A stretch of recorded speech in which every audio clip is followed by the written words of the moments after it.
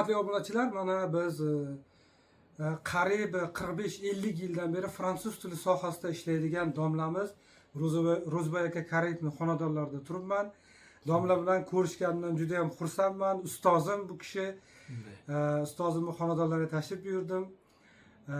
Domla, avvalambor sizni ko'rganimdan xursandman. Rahmat. Manchi, mana shuncha xursand bo'ldim. Hozir mana nafaqadasiz, nevara chevaralar bag'rida yashayapsiz. O'shanda.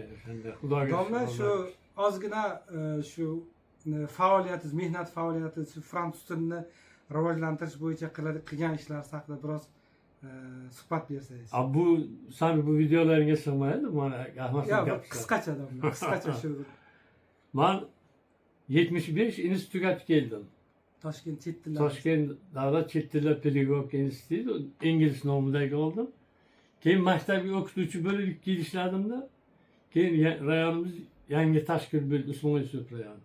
Keyin bu yerga Komsomolga ishga olib ketdi.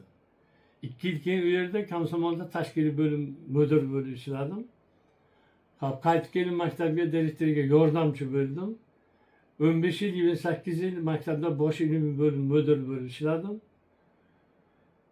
Shu davrda fransuz tili shunchalik endi qiziqish kuchli ekanki, o'quvchilarimni respublika olimpiadasiga olib chiqqanman.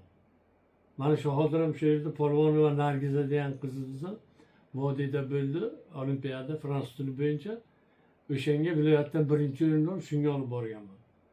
Keyin endi bu bunchalik yaxshi natija bo'lganiki, boshqalarga ham qiziqish oshib ketdi-da. Endi men faoliyatim ko'p davr rahbarligimdan o'tdi. Darsim kamroq edi. Keyin 2002-yilda tumandagi birinchi maktabga 8-yanvar kuni direktor bo'lib bordim. Umumiy ish faoliyatingiz qancha shunda domla? 40 yil. 40 yil shu fransuz tili doirasida ishlagansiz. Xuddi shunday.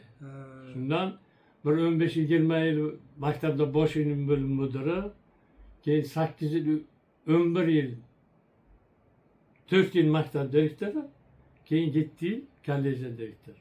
Shu oxirida 62 yoshni to'ldirgandan keyin bir kun ishlaganim yo'q. Pensiyaga chiqdi. Nafaqadaman. Shogirdlarim ko'p. Yaxshi domla, shu fransuz tilini hozir mana shu Mirishkor tumanida, Mirishkor qishlog'ida, qolaversa Mirishkor qishlog'ida rivojlantirishimiz uchun, targ'ib qilishimiz uchun nima takliflar berasiz domla? Endi hozir zamon bilan yonma-yon hamnafas bo'lmasa iloji yo'q. Mana bizni yangi o'qib kelgan davrimizdagi nisbatan bugun fransuz tiliga xuddi bir ehtiyoj qanday, lekin aslida emas. Lekin endi qaraganda shunday bo'lib qoldi-da.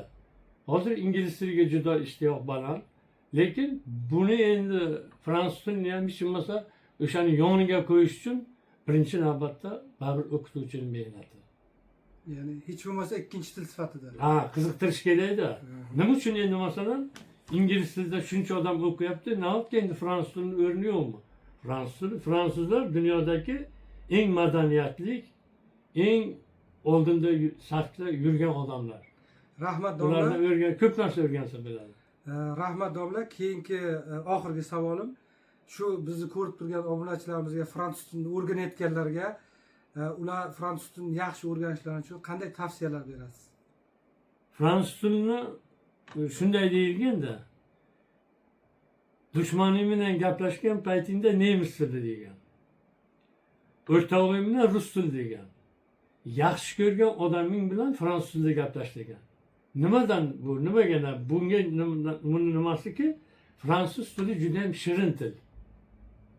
Odamni bir-biriga yaqinlashtirishga mehr uyg'otadigan til fransuz tili. Shuning uchun dunyoda aytilgan bu gap, faqat bizning gapimiz emas. Fransuz juda ham shirin, ajoyib til. Men endi hozir 75-80 kiraman. Agarda men yosh bo'lganda yana ham qaytadan mana shu tilni rivoji uchun qo'limdan kelgan hamma xizmatni qilgan bo'lardim. Endi fransuzlar juda madaniyatli odamlar bo'lgan. Buni endi matbuotdan, mana kitoblardan, televideniyadan o'sha paytda bizga endi bilan batafsil o'rgatgan. Qaniydi men yana 20 yoshimni qaytarib berganda, men yana maktabda o'quvchilarimga fransuz tilini o'rgatgan bilaylik. Domla, an'anamizga, kanalni an'anasiga muvofiq o'zimni eng yaqin do'stim bo'lgan shu kitobni sizga sovg'a qilmoqchiman. Rahmat. Shu fransuz tilini nima desam, u yosh tanlamaydi domla. Shunday.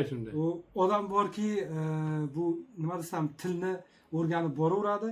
Mana shu kitobni o'qib domla, shu tilni yanada mustahkamlashingizga Rahmat. hissa qo'shmoqchiman. Kattakon rahmat. Hasanjon, bundan keyin ishlaringga Alloh omadini bersin. Rahmat.